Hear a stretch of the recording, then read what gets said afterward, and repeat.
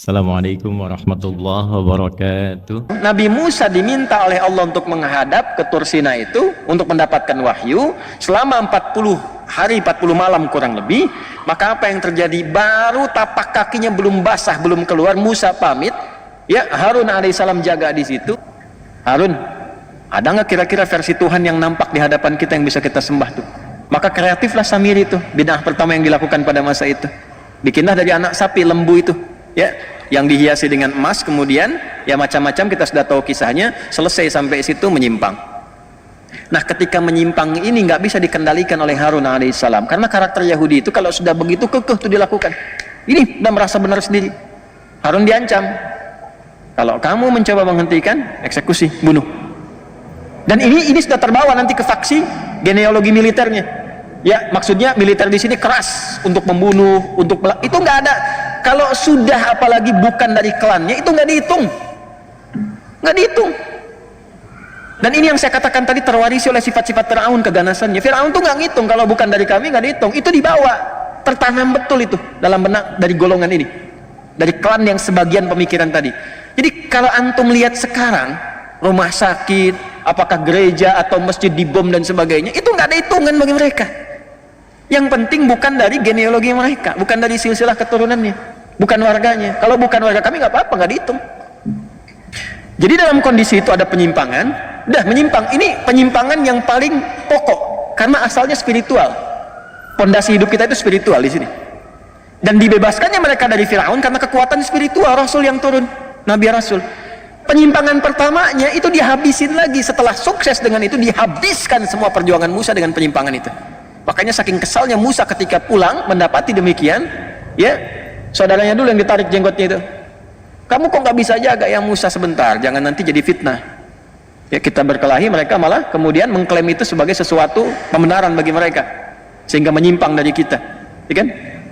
Maka apa yang terjadi dijelaskan begini, marah Musa, dihancurkan kemudian lembunya itu, Samirinya dihukum.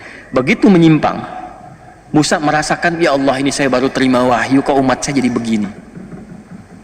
Maka saking dalamnya penyesalan Musa kepada Allah, maka dipilih siapa yang masih bersih nih, yang nggak terkontaminasi, yang tidak ikut-ikutan kepada ya kreativitas bid'ahnya Samiri.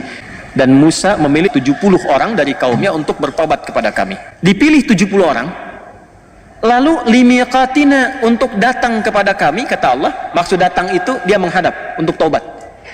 Dibimbing oleh Musa tobat kepada Allah. Ya Allah, kami tobat lagi untuk kembali kepadamu.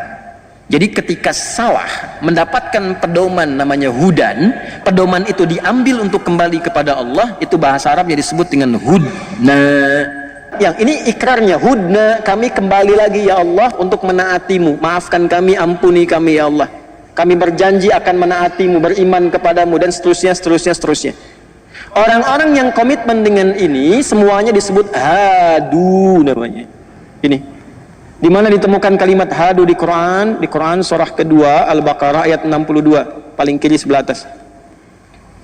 Innalladzina amanu walladzina hadu wan nasara was-sabiina man amana billahi wal yaumil akhir, dan seterusnya ayat. Hadu ditemukan. Sifat dari ini mewakili karakternya disebut dengan Yahud. Kalau diikutkan ke sini disebut dengan Yahudi. Jadi Yahudi itu kalau kita temukan itu bukan nama orang. Jelas?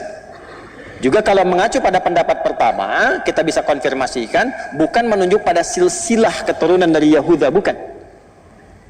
Tapi Yahudi itu memberikan kesan awalnya ditemukan kata ini pada perjalanan umatnya Nabi Musa alaihissalam, yang mereka kemudian menyimpang karena provokasi dan bid'ahnya Samiri itu tadi. Lantas kemudian dipilih oleh Nabi Musa alaihissalam orang-orang yang tidak terkontaminasi untuk tobat kepada Allah, meminta petunjuk untuk mendekat, komitmen pada wahyu. Maka disebutlah dengan ikrar mereka, hudna, kami ya Allah balik lagi. Jelas?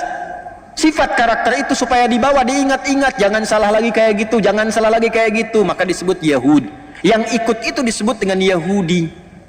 Di asal Yahudi ini, asal Yahudi adalah orang yang ingin kembali pada jalan yang baik, pada jalan yang benar.